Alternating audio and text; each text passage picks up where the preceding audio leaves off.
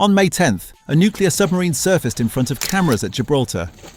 On May 11th, an airborne command post crossed the Atlantic from Oklahoma. One is a platform, the other is the only thing that can tell the platform when to fire. Together, they form the first half of an authorized US nuclear launch chain pointed in a specific direction. What the world saw was the submarine. What almost no one reported was the airplane. And what nobody seems willing to ask is the question that makes both of them strategically incoherent. Who exactly is the United States threatening tonight? To understand what just happened in Gibraltar, you have to start with the boat itself. The USS Alaska is an Ohio-class ballistic missile submarine, 171 meters long, 18,750 tons submerged, single nuclear reactor, two crews of 155 sailors who rotate to keep the boat at sea as continuously as possible. 20 missile tubes. Each tube holds one Trident 2D5 ballistic missile, a 13-meter, three-stage solid-fuel weapon with a range of more than 12,000 kilometers and an accuracy that puts its warhead within 90 meters of any point on Earth. Each Trident D5 can carry up to 8 independently targeted thermonuclear re-entry vehicles. Most current loadouts carry 4 to 6. A typical W-88 warhead in that mix yields 475 kilotons. The Hiroshima bomb was 15 kilotons. One W-88 warhead is 32 Hiroshimas. One Trident D5 with 4 W-88s is 128 Hiroshimas. The USS Alaska is carrying approximately 80 of these warheads in one boat. 80 warheads. Roughly 38 million tons of TNT equivalent. More firepower than every weapon used by every side in the entire Second World War combined, contained inside the hull of one vessel that the United States Navy makes a point of never letting anyone see. That is what surfaced in Gibraltar on May 10th. The strangest thing about the USS Alaska's appearance was not that it appeared, it was that it surfaced. Ohio-class submarines are designed around exactly one principle: never be found. They are the most survivable leg of the American nuclear triad precisely because the United States can credibly claim at any moment that one of them is somewhere in the world's oceans, listening for a launch order, ready to retaliate against any nuclear first strike. The entire deterrent value of the platform collapses the instant you tell anyone where it is. Which is why USS Alaska's Gibraltar visit is only the third publicly observed Ohio-class port call in approximately 25 years. The Navy does not photograph these boats. The Navy does not announce them. The Navy does not let civilian ship spotters with X accounts take their pictures. This time the Navy did all three. Royal Marines escorted the boat into the Bay of Gibraltar. A 200-meter exclusion zone was activated at the South Mole. The US 6th Fleet issued an official statement on the record, naming the platform type and explaining its role in American nuclear deterrence. The closest US naval base to Gibraltar, Naval Station Rota in Spain, 88 miles away, was bypassed entirely. The reason Rota was bypassed is itself a story almost no one has told. Spain, a NATO ally, has refused to allow US forces to use Rota or Moron Air Base for any operation against Iran. Trump has threatened tariffs and troop withdrawals over this. Spain formally protested a previous US submarine visit to Gibraltar in 2022 for exactly the same reason. So when the USS Alaska needed a Mediterranean port for what the 6th Fleet would describe as a demonstration of capability, the United States chose to skip its own base and dock in British territory, in front of the world's cameras, with the apparent purpose of making sure Spain understood that its NATO ally had options. That was one signal. The other signal was the airplane. On the same day the US 6th Fleet confirmed the Alaska's port visit, a US Navy E-6 Mercury crossed the Atlantic from Tinker Air Force Base in Oklahoma. The flight was tracked by open-source aviation analysts. It was not reported in mainstream coverage, and it is the most operationally significant of the two movements. The E-6 Mercury is a converted Boeing 707. Its mission is called Take Charge and Move Out. It is the airborne relay station between the President of the United States and any submerged American ballistic missile submarine anywhere in the world. It trails a 26,000-foot antenna behind it. It broadcasts on very low-frequency radio waves that can penetrate seawater to depths a submerged Ohio cruises at. It exists so that a launch order from National Command Authority can reach a submarine that cannot otherwise be contacted anywhere on Earth in minutes. Without the E-6 Mercury overhead in the right hemisphere, the USS Alaska is a submarine. With the E-6 Mercury overhead, the USS Alaska is an authorized nuclear strike platform. The difference between those two things is the difference between deterrence theater and a fully constituted nuclear launch chain. The Gibraltar port call was a photograph. The Mercury crossing was the message. So who is the message addressed to? The official answer is Iran. The day after the Alaska arrived, President Trump rejected Iran's ceasefire counter-proposal on Truth Social, calling it totally unacceptable. Iran had transmitted the counter-offer through Pakistani intermediaries. The Iranian position included war reparations from the United States, sovereignty over the Strait of Hormuz, sanctions removal, and retention of part of its uranium enrichment capability. The US position required restrictions on enrichment, removal of highly enriched uranium stockpiles, and unrestricted maritime transit through the strait. Trump called the ceasefire on life support and unbelievably weak.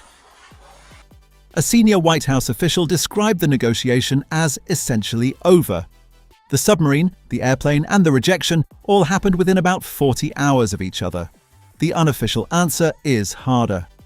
Because the question of who is actually in charge in Iran has been open since February 28th, when the opening strikes of Operation Epic Fury killed Supreme Leader Ali Khamenei. By Iranian constitutional doctrine, the Supreme Leader commands both the Revolutionary Guards and the regular military.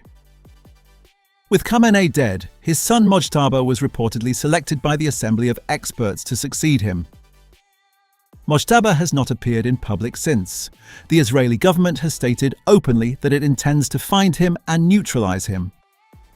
The figure who appeared to be filling the interim authority vacuum, Ali Larijani, was killed by an Israeli strike in late March, along with the head of the Basij paramilitary force. The civilian president, Masoud Pezeshkian, remains in office.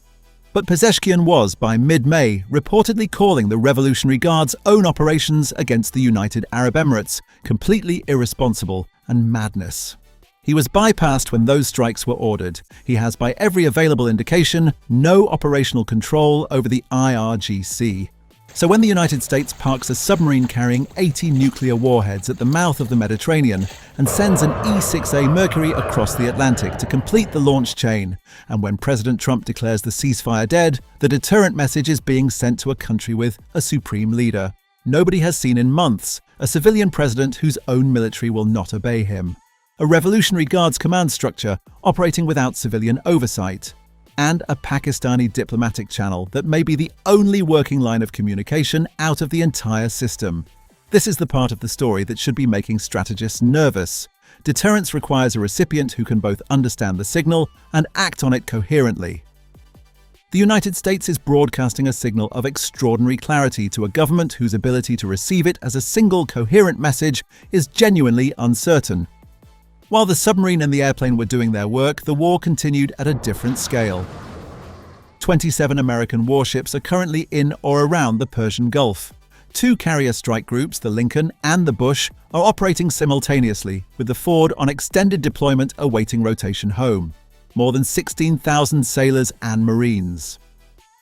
41% of every active deployed US Navy ship in the world is concentrated in one stretch of water. The French aircraft carrier Charles de Gaulle has transited the Suez Canal and is operating in the Red Sea in what France has framed as a purely defensive escort role. The United Kingdom has sent a destroyer. A multinational defense ministers' meeting was scheduled for May 12th to discuss reopening the Strait of Hormuz to commercial traffic. Behind the surface fleet, the air war is settling into a particular shape. Operation Epic Fury, which began on February 28th, has consumed American munitions at a rate the Pentagon was not prepared for. In the first 5 weeks of the war, the US Navy fired more than 850 Tomahawk cruise missiles at Iranian targets. Each Tomahawk costs approximately $3.5 million to manufacture. The total US Tomahawk inventory before the war was roughly 4,000 missiles. 25% of that inventory was expended in 5 weeks. American Tomahawk production capacity is approximately 90 missiles per year. The math does not close. Which is why, around day 4 of the war, after Iranian air defenses had been substantially degraded, the Pentagon shifted from Tomahawks to JDAMs. A JDAM is a guidance kit clipped onto a 2,000-pound dumb bomb. Its range is about 15 miles instead of 1,000 miles. Its cost is approximately $80,000 instead of $3.5 million. The two weapons deliver the same explosive payload to the same coordinates with the same accuracy. The only difference is whether the aircraft has to fly close enough to drop the bomb directly. After enough Iranian SAMs and radars went silent, that became possible. The transition has reduced the cost of an average US strike by a factor of more than 40. But there are limits even to this. The deepest Iranian sites, the missile cities buried 200 meters under granite in the Zagros Mountains, are reachable only by the GBU-57 Massive Ordnance Penetrator, a 30,000-pound bunker buster that can be delivered only by the B-2 Spirit. The B-2 fleet has 6 operational aircraft. Each one carries 2 MOPs. Each sortie takes roughly 30 hours of flight time and several days of maintenance. The maximum theoretical rate at which the United States can drop these weapons on Iranian deep sites is about 12 to 16 bombs per week. Iran has dozens of these facilities. The slightly less deep sites, the coastal missile bunkers along the Strait of Hormuz, have been reached by a different weapon. The GBU-72 Advanced 5K Penetrator, a 5,000-pound bunker buster carried by the B-1B Lancer and the F-15E Strike Eagle. The first combat use of the GBU-72 was March 17th, against Iranian coastal cruise missile sites. Each B-1B can carry up to 12 of them. They cost approximately $288,000 apiece. The strategy that emerges from this hardware is what defense analysts call attrition bombing. Not striking what Iran has, striking what Iran could make next. Missile factories, drone production facilities, the IRGC's logistics network, the supply chains for components that take years to replace. The Israelis have hit more than 100 regime production facilities in the past 24 hours alone. The Americans have damaged or destroyed an estimated 17 aircraft at Tehran's Mehrabad airport. 10 of Iran's 18 airbases have been struck, runways cratered, hardened shelters collapsed. And still the war does not end, because Iran is not running out of missiles, it is running out of new missiles to make next year. There is one strategic option that almost nobody has talked about, but which is sitting on a map in front of every American military planner with access to a clearance. Kharg Island. Kharg is the small Iranian island in the northern Persian Gulf through which 90% of all Iranian crude oil exports physically flow. The terminals on Kharg are the choke point in Iran's economy. The island was bombed on March 13th. The oil facilities deliberately were spared. The defenses around them, by every available indication, were not. Aboard the amphibious assault ship USS Tripoli in the Persian Gulf right now is the 31st Marine Expeditionary Unit. 2,200 Marines, 20 F-35B, Lightning II fighters, a full landing capability. Tripoli arrived in theatre in March for exactly this kind of mission. The Kharg scenario is not a Falkland-scale operation, but the doctrine that would govern it is the same. A limited amphibious objective, an isolated geography, a single strategic prize. Iran cannot reinforce Kharg by sea. It cannot defeat F-35Bs operating from a flat deck with stealth and sensor fusion. And the moment Marines occupy the terminal complex, Iran's oil revenue goes to zero. Not reduced, not sanctioned, zero. The country's entire war economy depends on ships that physically load at jetties that physically sit on this one specific island. This is not invasion, this is amputation. And it is the only credible American option for ending Iran's ability to fund continued operations without committing US ground forces to mainland Iran. The Center for Strategic and International Studies has said publicly that the force in the region is sufficient for punitive strikes, but lacks the logistics for ground operations against Iran itself. Kharg is not Iran itself. Kharg is a different problem entirely. So pull back from the submarine, and the airplane, and the carriers, and the bunker busters, and the math of warheads and tomahawks and JDAMs. Pull back from the maps, and the manufacturers, and the costs. Look at the shape of what the United States is doing. It is signaling escalation at every level of the deterrence ladder simultaneously, and signaling it visibly to a country whose own decision-making apparatus has been progressively dismantled over the course of 3 months. A submarine surfaced in Gibraltar, an airplane crossed the Atlantic, a president declared a ceasefire dead. And in Tehran, almost certainly, the message reached at least 3 different addresses. A civilian government that opposes further escalation but cannot prevent it. A Revolutionary Guards command structure that has been operating without coordination since February. And an heir-apparent supreme leader whom no one has seen in months and whom Israel has openly committed to killing. The hardest question about this war is not whether the United States has the firepower to win it. The submarine alone settles that question and then settles it 20 more times. The hardest question is whether there is anyone left in Iran who can both hear the message clearly and order the response. If there is, the war ends. If there is not, the firepower keeps escalating against an opponent who is no longer capable of responding to escalation in any coherent way. And the United States slowly discovers that its most overwhelming display of nuclear deterrence in 2 decades was directed at no one in particular. The Alaska is in the Mediterranean tonight. The Mercury is on station. The submarine is listening for an order. The order is waiting for someone in Tehran who can negotiate one. The Pakistanis are trying. The Pakistanis have always been the back channel of last resort when the front channels collapse. Whether they find anyone on the other end of the line is the only thing that matters now.